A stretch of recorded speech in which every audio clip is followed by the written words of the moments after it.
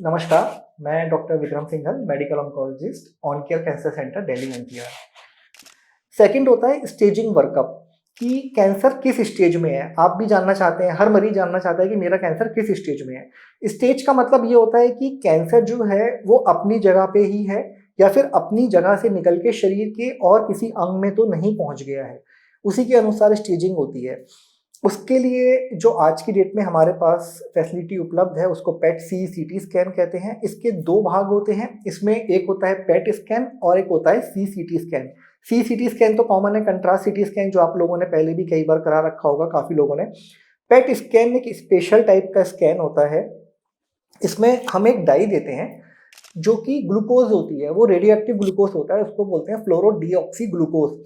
तो बेसिकली शरीर का कोई भी अंग जिसको कि ग्लूकोज की रिक्वायरमेंट ज़्यादा है वो ज़्यादा ग्लूकोज को अपटेक करता है। जैसे कि हमारा ब्रेन हो गया, हमारा लिवर हो गया, इनको रिक्वायरमेंट ज़्यादा होती है। इसी तरीके से जो कैंसर होता है इसको ग्लूकोज की रिक्वायरमेंट ज़्यादा होती है, इसलिए कैंसर के सेल्स के अंदर ग्लूकोज ज़्यादा मिलती है। जब हम ये एफडीजी डाई पेशेंट के अंदर देते हैं तो जिन जिन अंगों में ग्लूकोज की रिक्वायरमेंट ज़्यादा होती है, उनको ग्लूकोज की ज़्यादा ज़रूरत होती है, वहाँ पे ये डाई ज़्यादा मात्रा में पहुँच जाती है, क्योंकि सेल्स इसको ग्लूकोज समझ के खा लेते हैं। और जब ये सेल्स के अंदर पहुँच जाती है तो इसके अंदर से एक पॉजिट्रॉन होता है, एक रेडियो एक्टिव मटेरियल है, वो एमिट होता है और हमारे कैमरास लगे होते हैं, वो उसको डिटेक्ट कर लेते हैं।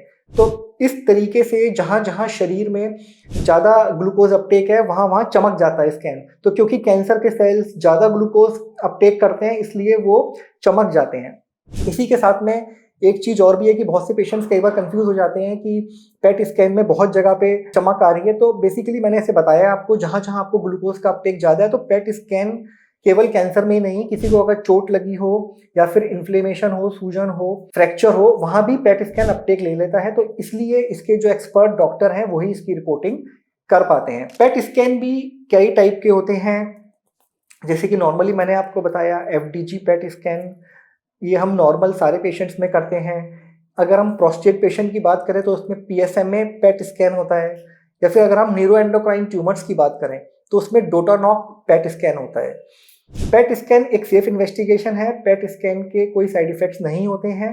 लेकिन एक जरूरी बात जो पेट स्कैन के लिए है वो ये कि 2 पेट स्कैन के बीच में कम से कम 2 महीने का गैप रखना जरूरी होता है। धन्यवाद।